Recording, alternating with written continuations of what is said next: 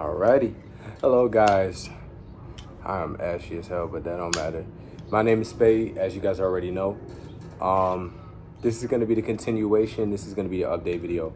I did have a video already made, but the clips I had, because I thought I finished it, I published it. I thought I had it, but I deleted it on accident, and then I tried to republish it. That was like probably like 5-6 months ago, but today I wanted to update on basically where my life's at, because I told you guys I was going to update you guys a year. This is like, I think, a year and a half later. Don't quote me. I'll put it up there on what the exact date is.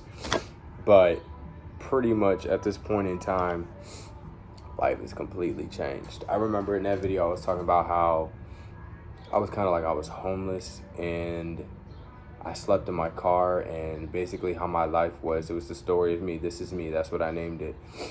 I had a lot of goals and ambitions before that time and during that time, and I did a lot. I'm not gonna lie to you. After that video, and I will say, I think it was that video. Sorry, that really threw me out that gate. That video was, why is it? Oh yeah. That video was what, June? It was during McBroom versus Bryce Hall. It was that fight we were there for. So it was probably like June, July, August. So 2 months after that is when I finally was homeless. And we took that trip, even though I knew I was homeless. That was a bad financial decision to make, and I knew it. I knew it was a bad financial decision. My parents warned me about it, but I didn't give a fuck, because genuinely something in my heart was just telling me, like, give yourself a break, kid. Like, it's okay during this time to at least enjoy something. Like, take a minute for yourself. So during that time, what was I about to say? We went there. Then after that day, we spent like 3 or 4 days just adventure in Miami, and it made me really, I met so many people, dude. Peak Aiden Ross. I still want to get an interview with Aiden Ross when I make it. I still want to, like, that. What my goal is now. How can I start there? You see, my brain moves way too fast. But we met Aiden Ross. I met Mystic. Mystic is like my childhood YouTuber I used to watch. I was watching them with all these fucking women and stuff like that, but I was gonna call them bitches, but I have to refrain from doing that. That's something I'm working on. But the women he was speaking to and all that, I would get into that. Like BF versus GF, Jesse and Gina. You already know about them, bro. The Wild Wild Run, son. And then I forgot what it's just chocolate chip chain. That's just stuff like that. That was really nostalgic to me. We met. Oh, I didn't meet, but I really want to meet these guys in the future. God bless it that we meet up. I saw Zias and Bilu, Galizilu. I fucking saw them walking away from the gates and everything like that, and that was like, even like, I saw them right now, like I could have reached over the gate and have touched them. But that's like on some real fanned out shit. I would never do that. But it was just like to see them in person and see that, like, you know, these niggas are real. Like, they're just like me. They're human. Like, I feel like everybody who's a fan of somebody, you kind of just like, I'll never meet them, or there's no way they're real. I'll never get the chance to meet them in real life or something like that. But when you really sit there and you meet them, it's crazy. Like when we did the meet and greet with Austin and Catherine, and I got to look Austin in his eyes and converse for a second. And when my wife was crying, Catherine went to my wife and held her. I had video, or like a live video of it, telling her not to cry. And it's just like, they're such sweet people, and I don't get the drama behind them. But anyway, it was just like, to meet them, I met FaZe Tico, FaZe Nikon. I saw Montana and Ryan. I don't fuck with them as much as I used to. Like, I feel like their content kind of strayed away from what my idealistic, like, lifestyle was, but they're still a really good channel. Who else did we meet?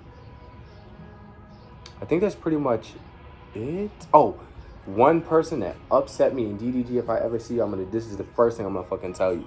Like, I know it's kind of bogus to tell you this first, but it was bogus what happened. I literally went to Miami. Like, the whole reason I went there was to meet this nigga, because I wanted to see if there was a chance I would meet him.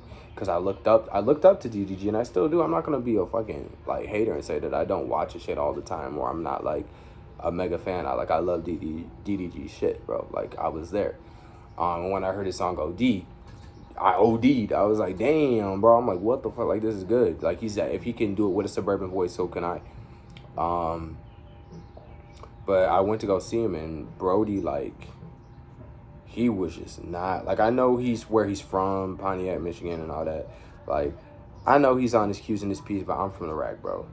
Like, I may be from the suburban part, but even when I go out there, it's just common fucking knowledge, bro.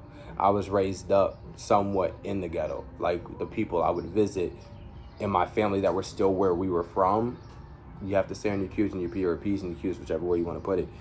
And I feel like Brody, like, I was so psyched, and you could tell on my face, I was so hyped to see him. I even saw, what's his name? Fucking, let's get right into the news. I forgot his name. Fucking dude, the one who got called a pedophile. I used to watch him all the time, and I saw him, and usually I was geeked. When I saw him, my heart dropped. I'm like, I got G Fuel because of you, bro. But I didn't give a fuck. I wanted to meet DDG.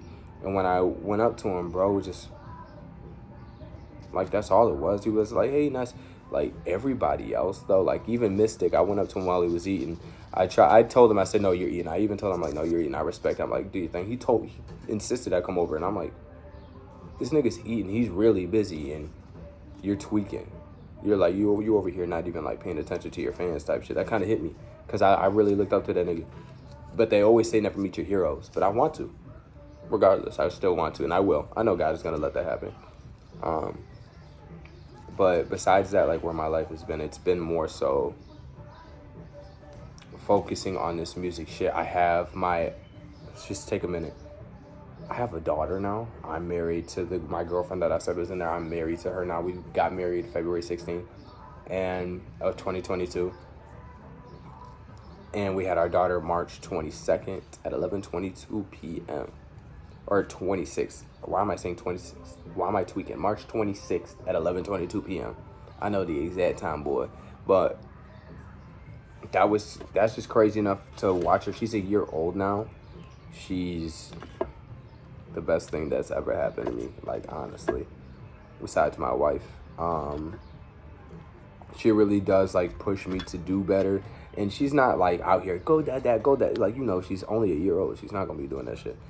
But just to see her alive and well, and to see her grow really makes me focus on, like, bettering myself and to do things that I need to do. Like, things, how to explain this? I used to be that type of guy where if I didn't want to do it, I wasn't fucking doing it, bro. Like, there was nothing you could tell me to, like, convince me. You could be like, oh, I'll give you this. I'm like, dude, if I don't want to fucking do it, I'm not doing it.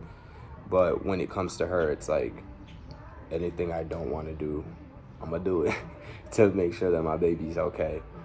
And make sure that she's smiling, and make sure she got clothes on her back. And I'm kind of like where my mom is, where, like, I know you can get your kid regular clothes and you can do all that, but I want my daughter to be fresh. Like, that's just me.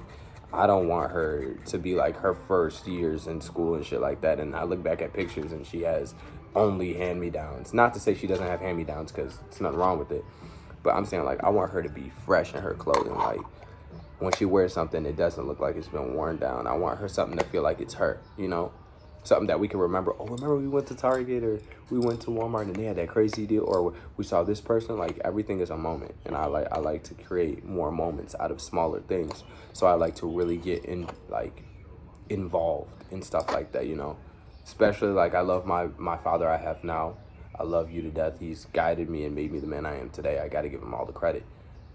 Yeah, everybody, even if you're adopted, you still want that type of connection with your real parent. And finding out that I have extra siblings as well, as of like, it was a week, about last week, my time's so fucked up because I've been working so much. Last week, I messaged what I thought was my stepmom, and she told me about my other siblings, which was crazy as hell, because I found out that I have a little brother. I always wanted a brother. Well, I have a fucking little brother. We look somewhat the same.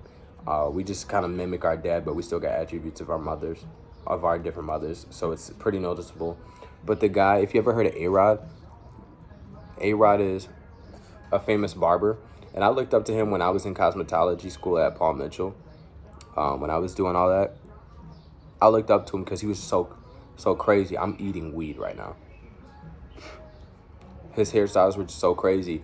And I saw the video where he did the flat top, and I'm like, who would ever go back to that Tupac stuff? Sorry, I'm in my brother-in-law and sister-in-law's backyard. But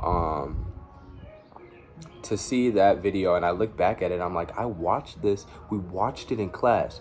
And someone, I don't remember, I think it was some black girl, I forgot it. Her name wasn't Asia, but it was something like that. But she said he looked just like TJ, and I'm like, there's no way that, stop saying that boy look like me. He don't not look like me. Yeah, he does. That video, after remembering it, that's my brother.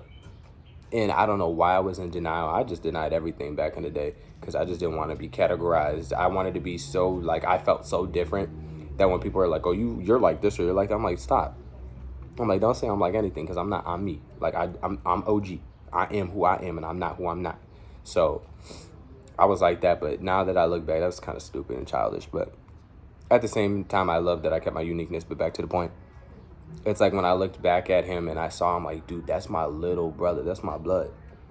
And I'm trying to get in contact with him and my sister, Jasmine, and see what's going on. I really want to get connected with them because I feel like in this point in my life, I know that I'm about to take off. I feel the energy of success, and I know it's coming because I've been putting the work in. And I really want to connect with my family before that happens because it's going to be way too hard to do that when I'm too busy, you know? Like, I like to build things from the root up. And I don't want them to just message me because then they find out that I'm a big name type beat. I hate that shit because then people start asking for favors, and I don't want to have to say that they're only around me or get that feeling that they're only around me because I'm on something, and I don't like that. But other than that, like, I've been focusing on my music like I told you guys I was gonna do, and it's a hard thing going from being a producer. Like, I used to produce for like I said in the last video, I used to produce for all my homies back at the crib in Dory, in Crestwood, and I used to produce for all of them. And I would fuck around, hop on the mic, and be like, I'm gonna try this rapping shit, because I used to always write poetry, especially for the girls. But I used to write poetry all the time just to get my feelings out, because nobody in my grade, I knew nobody in my school was really going through that. And even when I look at it now and watching how people grow, I know that nobody went through the same thing I went through. And I know it, and I'm not trying to be like, oh, I had the worst childhood. I'm just saying, like, I know in my specific environment, nobody went through exactly what I went through. And at the age of 23, after 8, I'd say I really got a grasp on my mental, on my physical, and understanding, like, who I am and what I'm here to do. And I feel like a lot of people get that, sometimes they get that earlier, like Juice and them. Like, even though he was battling a ton of shit, he at least was confided in what, like, who he was. And that's why he became such a success, because you couldn't tell Juice who he was. Like, you couldn't tell him he's a bum. He's like, I know what I am. And he's like, I'm a rich fucking nigga, bro. I'm a junkie, but at least I got bread, bro. And I can fuck your bitch. Like, period. Like, on everything. Like, I like that. I like that he was like that. So I met this guy, Don Rob. Let me not say this guy. But yeah, I met this guy, Don Rob. Like, Jay Noir, Don Rob, they really changed my life. I went to the studio for the first time the following year after I did all that video.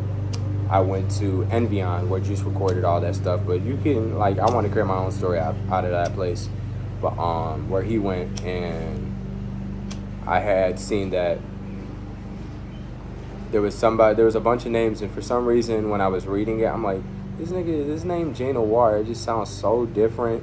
It sounds like something that I would kind of like connect with. So I was like, fuck it, I'll give him a try. And he's in Studio D. I looked at the studios and I saw, like, I liked the way the booth looked in Studio D. So I booked Studio D, and we get to recording, and I never felt so nervous for my wife she was my girlfriend at the time. No, she was my wife. My wife at the time, I was really nervous for her to hear me record and fuck up. Like, I was afraid to fuck up in front of her. Whole time, she was there when I was rapping, and I used to have to record on the mic in front of her regardless. I don't know why. I guess in that time, I was just taking it more serious. So now, like, with me taking it serious, I know I put different energy into shit. And when I get really focused, I don't want to fuck up. And if I don't want her to look at me any type of way as well. And I didn't want the engineer, Jay Noir, to look at me like another piece of money. Like, because I know weak ass niggas that'll come in there and they'll be consistent in the studio and still put out bullshit. Because they ain't like, they're consistent with going but not consistent with the passion and the craft of it, which is completely different. But when I went out there and I recorded it, I think it was the second verse. I'm like, okay, look at me, like how this shit happen. I went in there. I felt, the music felt real and it felt crisp. It felt like it was me. And I just got over it and I just started singing. And then the next session, I went alone for that session because I wanted to try things out vocally and see like where I was at, like what my foundation was vocally, because everyone builds up from something. And then the next session, I had her come. We made the song Carnival. That did amazing. That did like 500-600 views, which I was proud of, and like 40 likes. But some people did unliked it later on. But for it to hit 40 likes, get like 500-600 views, that, like, God bless. That was amazing. That was my third song I ever, or my fourth song I ever fucking made. Like, no, really my third song I ever fucking made. And for it to get that much attention, I'm like, oh shit, like, I'm gonna keep going with this, bro. Like, people actually, like, were all telling me, like, I fuck with this song, yada yada. I had somebody from Sony even reach out, and we were trying to work out an A&R deal, but it didn't feel right. Like, I know I'm my type of person where if it don't feel right, regardless, if it doesn't feel like home, I'm not gonna go, like I told you guys. But that, back to the point, like, I'm glad I didn't take that opportunity, because I told my wife too, she was telling me to go with it. I just didn't feel ready. I feel like I didn't know exactly what I was doing, how I wanted to sound, or like where I was trying to take this music shit. I kind of just was making music because it was something I love to do. But there's like, as I was watching Juice and like really diving into music with John Bellion, James Young, Eden, like why was I attached to those artists? It's because they had a message, they were relatable, and the way they sang it, like, it connected with me. And I had to figure out my why. And after I figured out my why, it really just like helped me to, what am I gonna say? What am I gonna do right here? Like, how do I explain this? So, sorry, I got a text that's what completely distracted me. But once I figured out like what my purpose was, it helped me to figure out, okay, so with me finding out that this is my purpose, what sound would this best like be categorized in? Like, should I do R&B? Should I be more up like Ski? Should it be metal? I didn't like confide in a box. I just said, hey, I have to admit, my vocal range, the way my voice sounds, like, it's deep, but it's also like light. I can hit pretty much any range for the most part. So I'm like, I can access different types of my variations of my voice. So where do I want to go with this? I found out people told me I sounded like Trippie Redd. I sounded like Travis Scott. I got Juice WRLD a lot in the beginning, but that's only because that's who I was listening to. Again, why I had to figure out my own thing. And then these text me. And then after I figured out all of that, I kind of went in and I would just make music on different types of beats. I'd be like, all right, I'm gonna try this, I'm gonna try this, I'm gonna try this. And then like when I told people, oh, this sounds different, or like I approach this different, I'm trying something different, they didn't believe me because they just heard me rapping. They weren't like paying attention to everything like how I paid attention to. But later on when I played the songs back, we were smoking, they're like, hey, play me some of your shit, babe. I played some of the shit. And they're like, oh yeah, you were right. I'm like, nigga, you weren't paying attention. You were listening. That's a prime example of like why Juice passed, because I'm not gonna say like the niggas around him weren't paying attention, but nigga, you weren't paying attention to it lyrically. And like, when you're making music, people just pay attention to the vibe. They don't pay attention to what you're saying or the things that you're trying. It has to be like super impactful and like super different for them to notice. They're not paying attention to the minuscule things that you're doing, which I think people around you should. Like, that's why I'm trying to change my environment with the people I'm around. But back to my point, this nigga Don Rob, you see my brain, it's crazy. This nigga Don Rob, bro, changed my life after Jay Noir. Jay Noir is like, I'll go to him to record anything. We tried anything, and this nigga will correct me and guide me on everything that I need to have done. Him and I have built a strong relationship over the past year.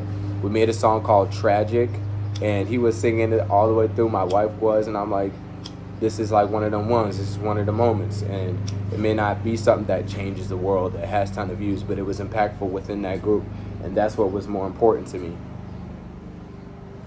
And I'm starting to be grateful for and understand it's the moments that when you're with your people that matter the most. I learned that more so from Don Rob, because when I went with him, we made my song Eerie Feelings, Semi, EXO, Free, Dark Side, and then he made a couple beats for me. And it was just like, being around him really helped shape who I am now, helped shape Spade. The idea of this person. Spade, I thought Spade was a person who was calm and soft. No, that's me. Like, in reality, who I am. I'm a very soft person. I like to be sweet. I don't like to be pissed off, but if I gotta handle business, I'll handle business. Like my dad always told me, be nice until it's time not to be nice, and that's just the way I am. That's who Sean is.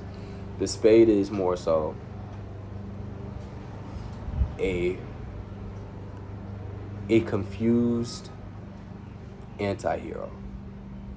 And who he is more so, he's not gonna always do what's right, but he's gonna do what's just for him. And when he's around people, he's explosive. He gets right into your energy waves. Like, when you're around him, you feel what he's saying and what he's doing. And I'm a very passionate person too, so that's the only thing I carried on to Spade and who he is. Like, the passion. I realized I was slacking with like how I was doing my vocals. Like, I would half-ass it, half sing it. And Rob really forced me. He's like, don't let the auto-tune do all the work, G. Like, when the documentary, when I released it out, you'll see. But like, he forced me to like really throw my vocals out there. And after I was with him for a while, he went to LA, handled business with Herbo and them. And then Oz on the track. I gotta give credit to Oz. Oz is working his ass off. He's doing his thing. Niggas making placements. I'm proud of you. Like, the whole gang and them, they really, like, they went to LA and they did their thing. So I took everything that they all taught me or showed me, and I went to Envion back with Jay Noir. And this was like a 4-month break between Jay Noir and I, because at the end, we made the song On the Run. And I knew his mixing and my singing, like, it was just off. Towards the end, it was like, okay, we're kind of like testing out too much. Both of us are doing our own learning. Let's separate, do our own thing, come back with what we got, and it should be sound after that, you know? Because when you're trying to test and you're both trying to test at the same time, sometimes it'll make great things, but for the most part, it's so offbeat because you're both outside in the box in different ways. We didn't force that time to be separate. It's like what God's plan was. And when we came back, I was able to freestyle music completely. It's harder for me to write now. It just off the dome, like what I feel is what I say. And this will lead to the next part. But like, when we came back, we made the whole Apollo EP. Everything on there's a freestyle, but To the Moon. To the Moon I wrote because I was just sad after work. And they're like, how am I feeling? And I'm like, look into the moon. My conscience fills the room. Pick my bags up off the ground and put them on a shelf. Like, for me, when I was saying that, it's like, every time I leave work, the first thing I would do is I would genuinely look at the stars and look at the moon, because I'm just like, I'm in love with outer space. Why I named my fucking EP Apollo. But like, I'm obsessed with thunder. I'm obsessed with stars, like anything nature and just more. I know there's more to life, and that's what I'm more obsessed on. And when I made all those songs, Rising 101, it was just, I knew I'm him. That's when I got confidence. I'm like, okay. I'm like, me and Jay Noir, me and Rob, we got something here. Like, okay, I took the time. I wrote a lot of music. I wrote a lot of hooks. What artists know as demos. I would demo write. I would demo tracks. I make like a hook or a verse, or I just harmonize, see what I do differently. And now I'm at a point where like, the music I'm making is good music, and I know it is. And I have the confidence from this job that I'm at. Like, it's teaching me a lot to speak to people, because I used to be antisocial. I used to have a lot of insecurity when it came to vocalizing, because that's the way I was. Like, in my life, in that video when I was like, this is me, you know, when I was saying I was shut out as a kid, that's how I was in person. But I'm trying to be that person where I can express myself in front of anybody and no one can really like penetrate my energy, my aura. And that's where I'm at right now. Like the customers I deal with, they got an attitude. I'm like, what's wrong with you, G? Like I just let them do their thing. Like I'm not even phased by that shit. The only one who can get on my nerves is my wife. And that's the only one I'm allowed to get on my nerves. And I barely let her do it. Sometimes I just let her get her way. Cause I know she be trying to be a little petty. But I'm petty too. I'm definitely petty too. But after we got back and we made all this music, I'm at the point now I invested $9,000 into my home studio. And like my dad told me as well, like why I give so much props to my father, he told me if anything is worth doing, how to explain this? If anything is worth doing, it's worth doing it right the first time. And when it comes to me, I took that in the mentality of adding something to my mom where too, she's like, anything that's worth getting is worth getting the best of. Don't cheap out because the value is gonna be held with what you're buying, you know? Like if you pay for $100 shoes versus a $20 pair of shoes and you take care of, Dad on my dad says take care of whatever you have in your life and it'll last longer, and includes relationships. I buy things at a high expense because I want it to be the best of the best. And I more so take care of everything. Like I'm wiping it down. I'm constantly cleaning. I treat it like my baby. And that's why when people see stuff, it's like, oh, this is clean. This is brand new. You just get this? No, like, no, bro. I've had this for a couple of years, but I'm on top of it because it has to be. The only thing I cheap out on is clothes. I used to be into like all the Gucci and the Louis, but that's not me. I'm more of how you see me. This looks like, for some people, this looks like a pool noodle. You know, like I'm on my yay shit. I buy cheap clothes. Like this was $8 shirt from Boohoo. This was the only thing I bought like expensive is my necklace. This was $80, and then this chain was $5 from H&M. Like this is just like who I am, and I can express it without having to blow money. Everyone's wearing these caps. I only bought a gray, a black, and an orange just because I would like the colors on them, and this is one of my favorite shades of orange, so I bought it. But back to the point, like when it came to my equipment, most people start off with the TLM 103. I don't want to start off like that. I bought the U87. I went to the best. To give you insight, TLM, I could have bought that for $600. So like on a like refurbished, $600. Most I would have still bought the brand new one for 11 or 12, but I bought the U87, which was $4,000. And I'm not trying to flex or anything, but that's me saving my time. Like I rewarded myself the whole year. I took care of my daughter and my wife. They didn't go without. Like I was to the point where I was like, they might not have food. I might be not using diapers. I might have to get rewashable diapers. I can't afford that shit. Her formula went up. I'm like, bro, I can't get this. My wife wants to go out on dates, rightfully so. I'm her husband. I need to still fight for her like I'm just getting her for the first time. And it was just a lot on me. Like it was like, bro, like I don't think I can do this. And I did it. I did that shit with grace. Like we didn't go without food. We always had food on the table. We always had fresh clothes for everybody. I was able to take care of everybody by myself. All my bills were paid. We were good. I was even able to go to make studio time and to take the risk with Don Rob and paying as much for the studio time as I did, which it wasn't a lot. I gotta say, the nigga really took care of me. But like shit like that, I was able to do that. And I didn't feel bad about it, you know? Like sometimes I beat myself up. Oh, I shouldn't be spending this money because I should be focusing on bills, but I took the risk because I felt like God was telling me to. But back to the main point as well, like I be drifting, and it's not because I'm high, this is just me. I'm just, like I said, I get passionate into everything, so I break down everything a lot. But after we got back and we made that music, then Rob, I made a trip, a planned trip to go see him in LA in June 2nd through the 9th. And my brother actually ended up, congratulations to him, he just had his twin sons. And he had actually came back to Chicago because that's where it was happening. And I got to make a studio session with him immediately. And the first song we did, we finished Furious. I made that one with Hit on the Beat. I started that song, I made the hook, and then I freestyled that whole verse like all the way through. I think it was like 3 or 4 takes in between that whole verse, 4 or 5 takes, and some of them like it wasn't all like punched in, which I was proud of myself to be able to do that. And then hear him verbally say, "Yeah, you got a lot better." Like for him to say that, and I didn't even try to tell him. I was drinking 1942, I was smoking, and I was just it really.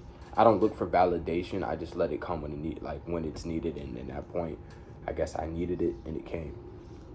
And it really made me feel good because sometimes I beat myself up like, oh, I'm not doing my best, or I should be pushing this music shit harder, but I'm so tired from all this other shit that I've been doing.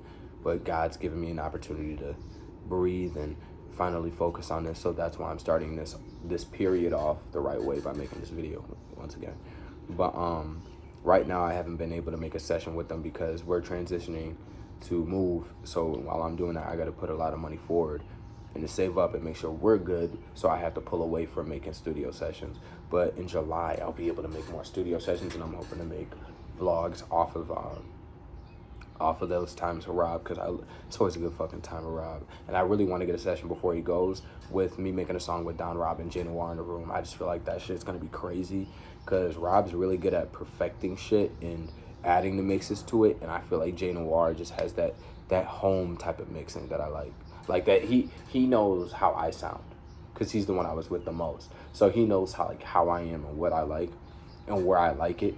That sounds so, pause. Really, nigga, pause.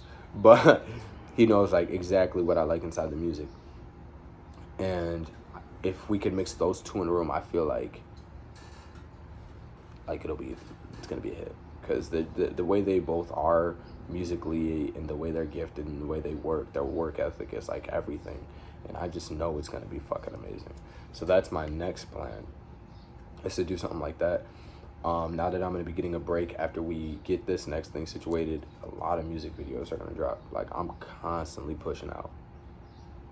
And I know I said that before, but it's more so different when I actually have room to breathe. That was the ambition in me speaking, like the motivation, not the ambition. I see something, oh, I'm going to go. But now I got the time.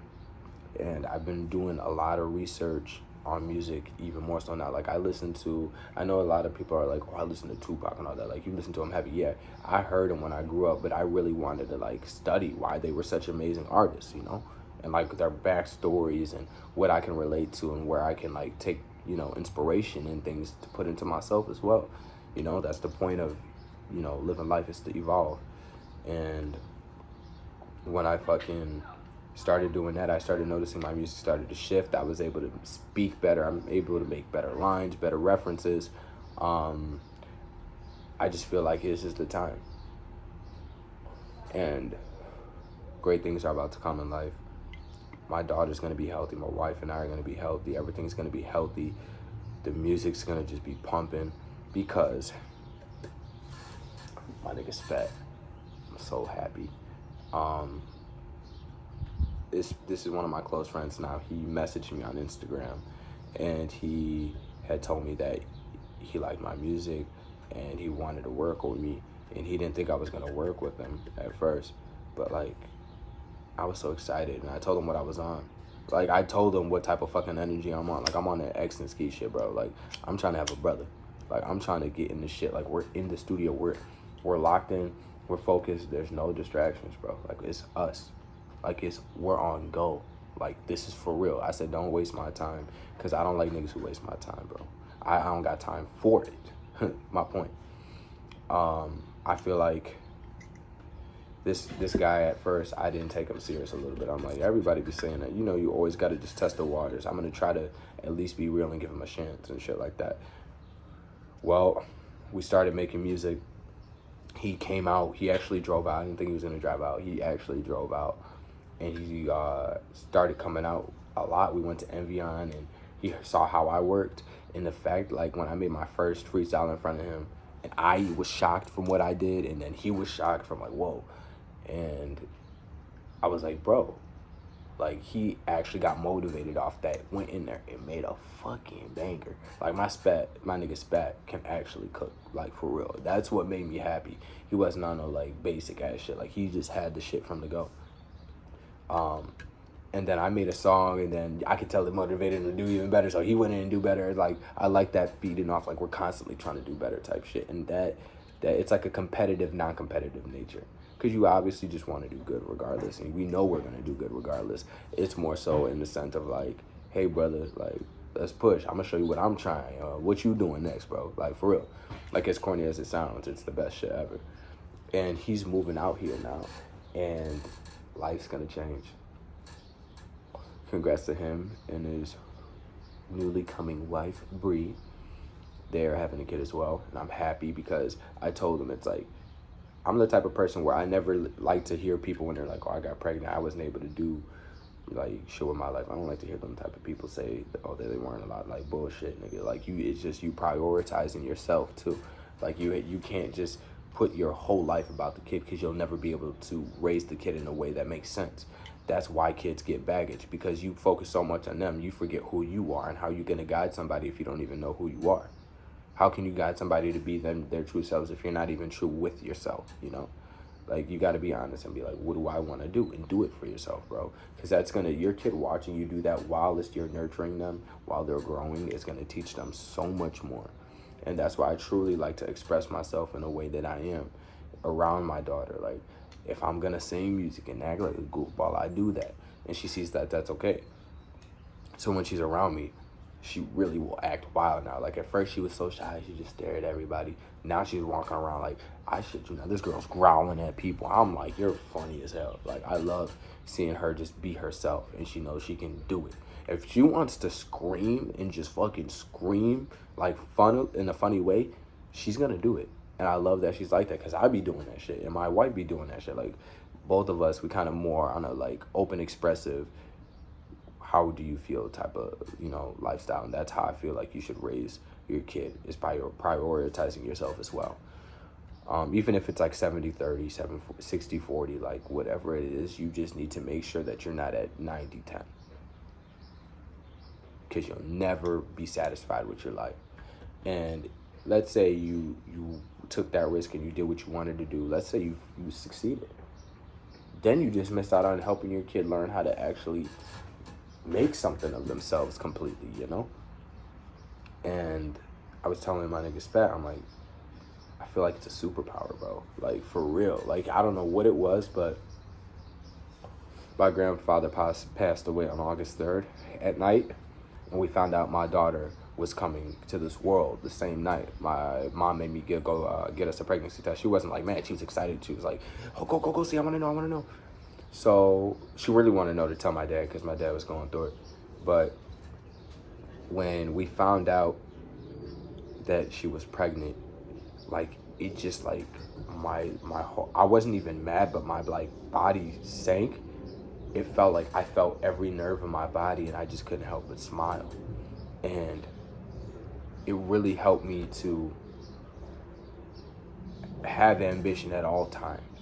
Like, I'm so on the go that I know I can do whatever the fuck I want. If I could take care of my family on the minimum, imagine what I could do if I focused on my craft too, while it's doing all this and making sure they're good. It's gonna do way better for them. And I know that we got it. Like, you have to have that confidence. And I know it can be a little delusional to some people, because it just seems like an everyday thing, but I don't give a fuck, bro. Like, this is what I'm gonna do, and it's gonna happen. And God's telling me it is. So it is what it is. You can feel how you want. And nah, like, just having a kid makes you notice that time is moving, for sure. And the more they grow, the more you realize that you have to, like, ensure that the environment they're in, if you want to change the way that they were raised versus you really have to change the way the environment they grow up in. My daughter, like, I want her in a nice home. I don't want her to have to do what I did with move around all the time. I want her to be stationary, like she builds a life with the people around her. And she really gets to, like, develop deep and meaningful relationships with people, because that's going to be, like, they said a percentage, like 80% of the time, the people you grew up around, like your friends that you make, will end up being the friends for the rest of your life. So I want her to be able to have people she can rely on. God forbid something happens to, like, her mom and I. Like, if anything were to go, she has people.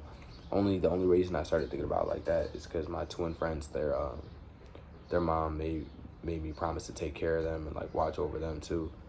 And like after seeing that, I'm like, damn, like she knows that we're like brothers. Like we would do anything for each other. Like if she can feel that, and that was almost 3 or 4 years ago, and she was feeling that when we were 17, 18, and we were friends since we were 13, and that's just a short period that like I want that for her, because having people around you to pick you up and put you back on track is so important, because you are your closest 5 friends. And if she doesn't have anyone like that, then, you know, like I know it's crazy, but that's like the way I've been thinking. And that felt good to just get that out. I'm not gonna lie, just to get that out, like to explain that, because it helps me comprehend even more when I speak it out loud. But yeah, that's where my life's been going. I'm about to go make a song and then edit this video. God, thank you so much for allowing me to be where I am and take care of my family, and ensure that like if anything goes wrong, I can take care of it, and for blessing me with my daughter and healing my relationship with my wife and my family, and really directing me on what's meaningful in life and what to do and what not to do. Because shit got rocky a lot. Not like it was like a bad thing, but like there was moments I like feared for myself, and you just put me right back on the rails, and you said, we going. Like, you just keep going. I promise, everything's good. I got you. And I trust in you. And I believe in you to make sure that everything that you have designed for me is fulfilled till its end. And I love and appreciate you, and I'm grateful, and I have gratitude towards everything that you've done and will do. And thank you guys so much for the few of you, probably like the 2 or 3 of you that I actually watched the video. This will mean more toward like later down the line to some people. Not in a bad sense, but like watching where I started. You guys, this will mean something to you. I don't typically do long videos, but I do like to time-lapse things to see back for myself too. So hey to you, I hope things are where you expect them to be, and or where you know they'll be, I should say. And keep pushing, bro. The second you stop, you already know. The second you stop, it goes. You gotta keep going. So I love everybody. Thank you guys for everything, and stay true to yourself.